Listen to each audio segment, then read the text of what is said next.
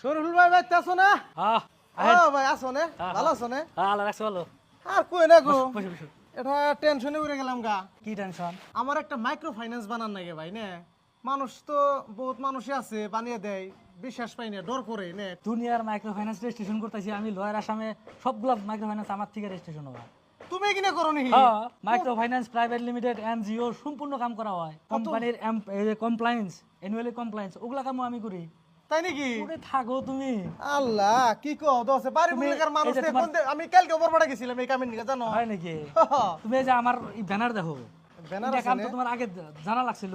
জানি কিবা কিবি করো, তোমার বঙ্গে অফিস আছে শুনছি, কিন্তু এখানে এই যে করো জানি না তো কি কি করো দেখি একটু। যোগাযোগ রাখবা না নিজের মাঝখানে।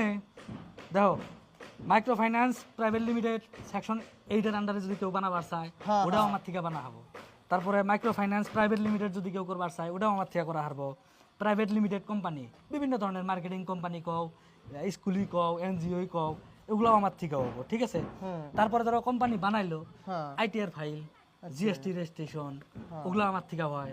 তারপরে এই যে এনজিও গুলা যে আছে, পুরানা এনজিও গুলা, ওটা বাইরে থেকে ডোনেশন আনার জন্য যেগুলা রেজিস্ট্রেশন করার দরকার, এনজিও গুলা ট্যাক্স কনজাম্পশনের জন্য যেটা রেজিস্ট্রেশন করে, হ্যাঁ 12 পে, 8TG, ওগুলো আমার থেকে করা হারবো।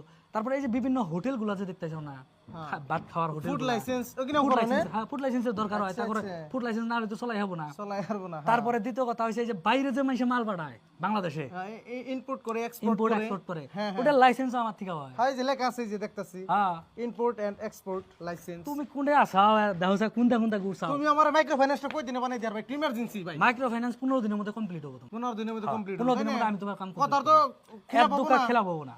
এদিকে তো কব না তো, তুমি আমার আজকে এই মানে কাম স্টার্ট করে দাও। তুমি আজকে ডকুমেন্টস দিবে, আমারে জাস্ট খালি কিছু দরকার হবে কি, তোমার ওটিপির প্রয়োজন হবে। ওটিপি গুলো আমি যখন চামু তোমারে, কিন্তু হ্যাঁ সাবধান, বাইরে থেকে ওটিপি কোনো কোনো সময় আননোন নাম্বার থেকে ফোন করে তোমার কাছে ওটিপি চাবো, সেটা জানি আবার দাও না। তো ভিডিও কল করে নেবো তোমার। হ্যাঁ, আমার নাম্বার সেভ নাম্বার থাকবো, ওই সেভ নাম্বার থেকে তোমার কাছে ওটিপি দিবে, ফোন দেবো। হ্যাঁ হ্যাঁ ঠিক। ঠিক আছে? তো গাইস কথাটা হলো কি, এই জেনে যেটি দেখতাছেন ফাংশন, তার মানে এসডি বিজনেস সার্টিফিকেট সলিউশন, তাই না?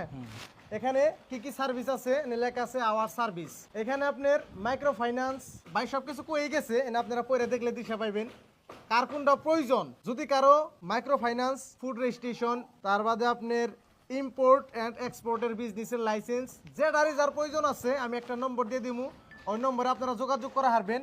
আর আমি নিজেও যেটা মাইক্রো ফাইন্যান্স ওইটা আমি বানামু, ভাইয়ের কাছে থেকে বানামু। তো গাইস কথা হলো কি, সবেরই কিন্তু এই বস্তু কেনার দরকার পড়ে, তেলার বেশি তারপরে দেরি না আরো করে। আরো কথা আছে, যেরকম ধরো কেউ কেউ হয়তো বিজনেস করবো, ডিগ্রি পাস করছে, টেনশনে আছে যে কি ব্যবসা করবো, এখন যদি ব্যবসার কোনো আইডিয়া পাইতেছে না, হেউ যদি আমার বুকলা হিসাব বসে